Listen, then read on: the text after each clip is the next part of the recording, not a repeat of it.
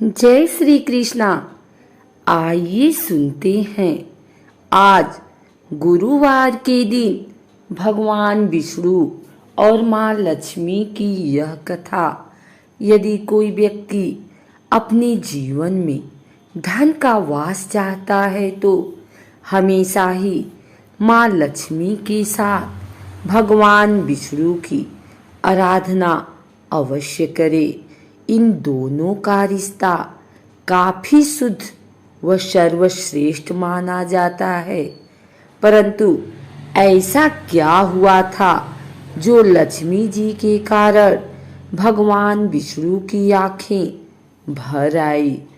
पुराणों में विख्यात एक कथा के अनुसार लक्ष्मी जी की किस बात से विष्णु जी इतने निराश हो गए। पुराणों में लिखी एक कथा के अनुसार एक बार भगवान विष्णु शीर्षनाग पर बैठे बैठे उदास हो गए और उन्होंने धरती पर जाने का विचार बनाया। धरती पर जाने का मन बनाते ही विष्णु जी जाने की तैयारियों में लग गए।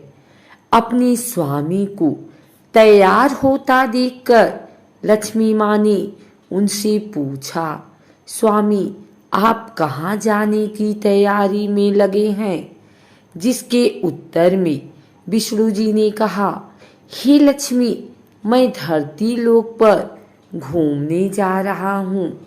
यह सुन माँ लक्ष्मी जी का भी धरती पर जाने का मन हुआ और उन्होंने श्री हरि से इसकी आज्ञा मांगी।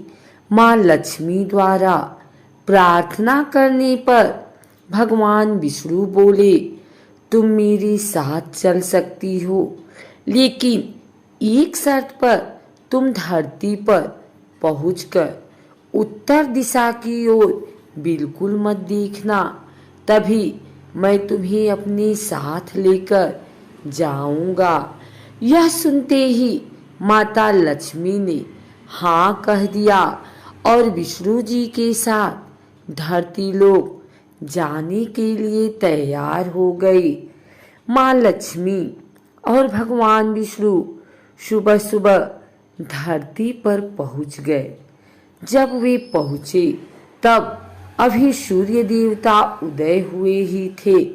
रात्रि में बरसात हुई थी, जिस कारण चारों ओर हरियाली ही हरियाली थी।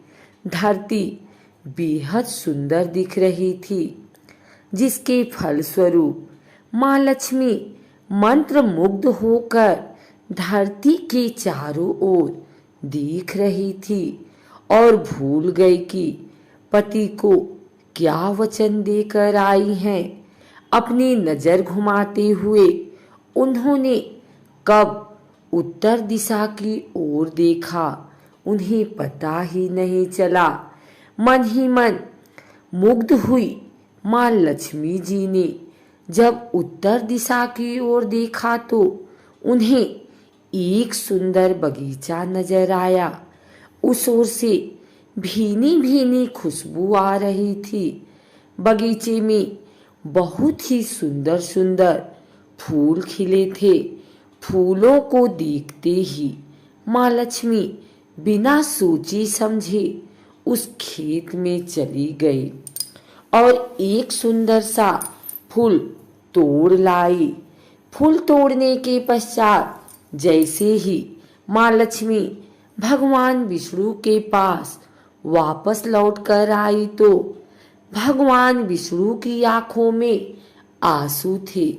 माँ लक्ष्मी के हाथ में फूल देख विष्णु बोले, कभी भी किसी से बिना पूछे उसका कुछ भी नहीं लेना चाहिए। और साथ ही उन्हें विष्णु जी को दिया हुआ वचन भी याद दिलाया। माँ लक्ष्मी को अपनी भूल का जब आभास हुआ तो उन्होंने भगवान विष्णु से इस भूल की क्षमा मांगी। विष्णु ने कहा कि तुमने जो भूल की है उसकी सजा तो तुम्हें अवश्य मिलेगी। जिस माली के खेत से तुमने बिना पूछे फूल तोड़ा है, यह एक प्रकार की चोरी है। इसीलिए अब तुम 3 वर्ष तक माली के घर नौकर बनकर रहो। उसके बाद मैं तुम्हें बैकुंठ में वापस बुलाऊंगा। भगवान विष्णु का आदेश माँ लक्ष्मी ने चुपचाप सर झुकाकर मान लिया।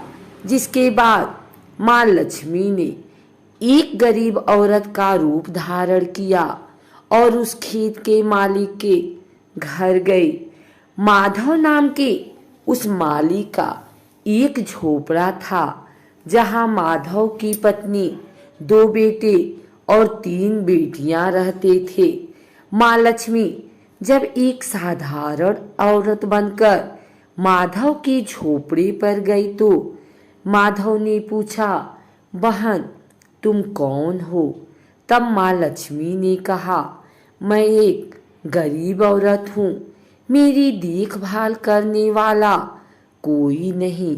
मैंने कई दिनों से खाना भी नहीं खाया, मुझे कोई भी काम दे दो, मैं तुम्हारे घर का काम कर दूंगी और इसके बदले में आप मुझे अपने घर के एक कोने में आसरा दे दो।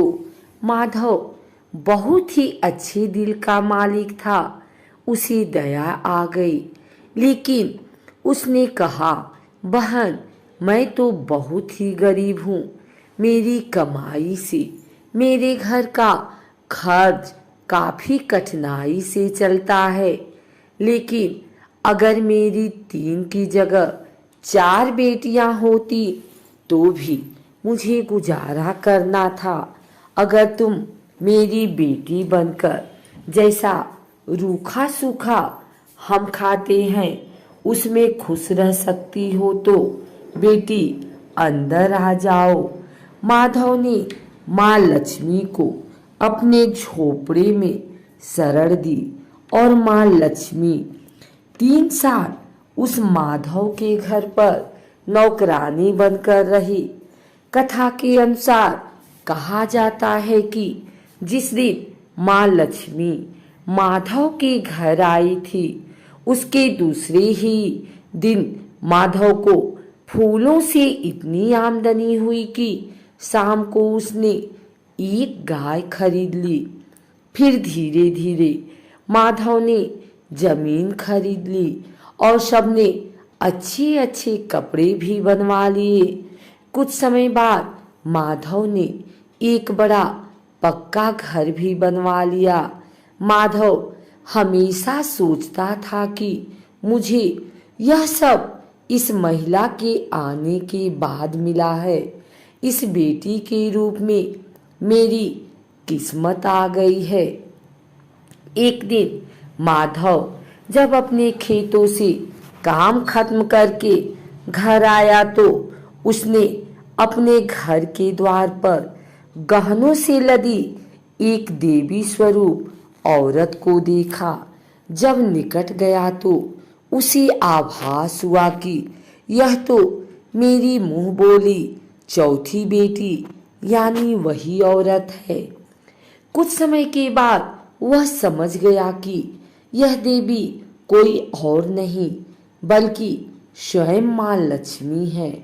यह जानकर माधव बोला, हे माँ हमें क्षमा करें, हमने आपसे अनजाने में ही घर और खेत में काम करवाया। हे माँ यह कैसा अपराध हो गया, हे माँ हम सबको माफ कर दें। यह सुन माँ लक्ष्मी मुस्कुराई और बोली, हे माधव तुम बहुत ही अच्छे और दयालु व्यक्ति हो। तुमने मुझे अपनी बेटी की तरह रखा, अपने परिवार का सदस्य बनाया। इसके बदले मैं तुम्हें वरदान देती हूँ कि तुम्हारे पास कभी भी खुशियों की और धन की कमी नहीं रहेगी। तुम्हारे सारे सुख मिलेंगे जिसके तुम हकदार हो। इसके पश्चात माँ लक्ष्मी अपने स्वामी के द्वारा भेजे रथ में बैठकर बैकुंठ चली गई।